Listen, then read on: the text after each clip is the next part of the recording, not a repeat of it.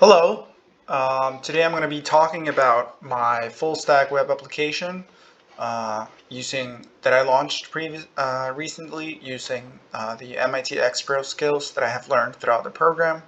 Here on the first video, I'm going to be talking about the front-end architecture, authentication, and app diagram.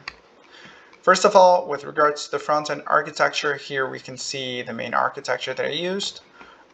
We had the following files: index.html, which pretty much gave us the framework for the rest of the files, and then all these JavaScript files that were used to give functionality and, of course, add cards and different options inside our application for the user to see.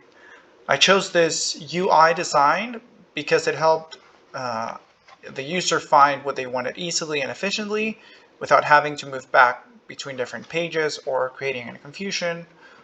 In my opinion, it was really important to keep a single page that the user could understand easily. Therefore, I did include a couple of changes on my own using some programs of my own that I did some research on. So I will explain those later.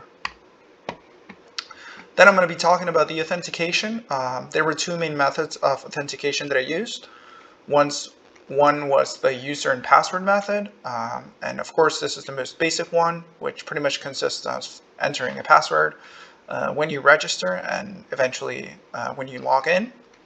And then the second method was the JSON web token, which was used for authorization of the users, and this determines whether they are registered users or not, because obviously we don't want users that have never even registered.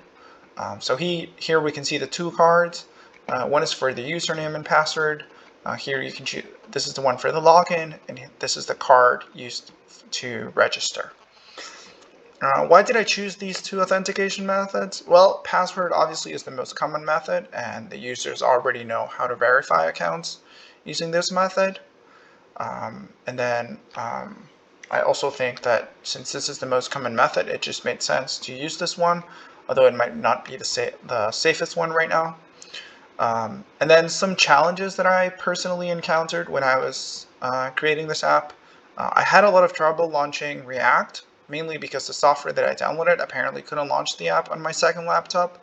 I explained previously that I had some trouble with my original machine, so I had to look for quick alternatives that I could use in order to launch the app faster. And the way that I solved these challenges was by doing some research on Stack Overflow. And I also contacted some friends who had tons of previous knowledge, and they gave me alternatives to the different programs that maybe I still needed some extra practice with. Finally, I'm going to be talking about the app diagram. In the app diagram here, we can see that the web application has three main areas: the front end, the back end, and the database. The front end creates a dynamic client-side application, and this connects to data on the backend server and renders them as HTML. Here, the main program should have been React.js. Finally, second, comes the backend side, and this manages URL routing, HTTP requests, and responses. And the two programs used were Express.js and Node.js. These are the ones that allow us to create the different functionalities and calls between the application as well, and to make sure that we can, store the information correctly as well. And finally, when it comes to database, this database informs Express server where the information can be retrieved, and it saves the user information. So for this, we used MongoDB, and I used Mongo Atlas, which is a cloud service to store all this information. I didn't use Docker because I also had some trouble with Docker. I was able to use it, but when I was doing my own research on Mongo and looking at the different files that was shared by the program, I came up with Mongo Atlas, and it was a free cloud service, so it just made sense for me to store the information there.